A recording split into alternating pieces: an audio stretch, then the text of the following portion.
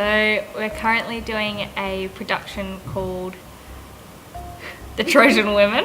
It's a Greek tragedy originally written by Euripides. It's been adapted by a guy named Brant Eustace. As stage manager, I make sure that all the actors and lighting and sound are all ready to start the performance, and then cue them on when they need to go on or when lighting needs to change or sound. Okay, well they're actually quite commonly known or grouped into three categories. So you've got the exploration phase where you really analyse the text, you analyse the characters, you analyse the themes, you analyse the message, and actors go off and they create backstories for their characters. They might even do some research into like the political, historical kind of context of that play, just to kind of help them get into the world of the play. So that's sort of the exploration phase where there's quite a bit of an analysis going on. And then you've got the building phase, which is the rehearsal, the rehearsal and the blocking, the work that we call that's done on the floor. So that's the building phase, doing the blocking essentially, and exploring characters further, but mainly that's that part. And then the third part is what we call the polishing and the refining. That's when you're starting to bring in off-stage elements like the hair, makeup, sound, lighting, all of those off-stage elements that add to the production, and particularly things like the set and interacting with the set and the props, etc. So that's the polishing and refining section of the process. So they're probably the three main important aspects to the whole page to stage process. Okay, lighting and sound. Well, it can do a few different things, but for me with lighting and sound, it's actually about atmosphere.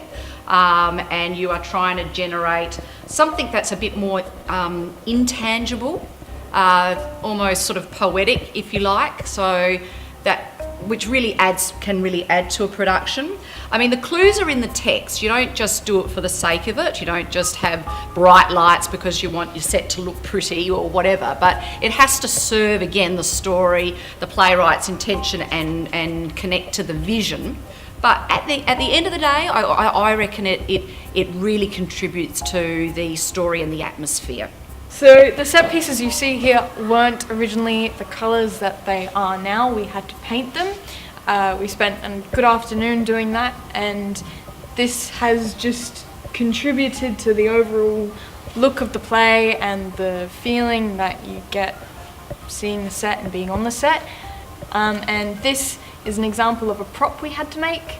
It's just made from cardboard, but it looks pretty horrifying, especially with all the blood that's on it.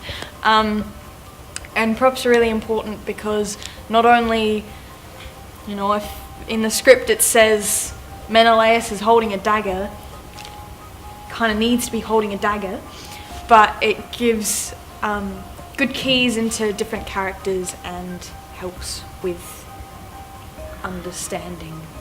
Well, the hair, makeup and costume, that's very specific to character. So that's really related to characterisation. And I think that those elements really do, especially when actors get into costume, I think that really helps with their character business. Kind of really establishing who they are, where are they, what have they been through, how old are they, and I think that really helps the actor kind of as an anchor. And it's just really another thing that they can add to their character business so that they can feel that they are really inhabiting the role.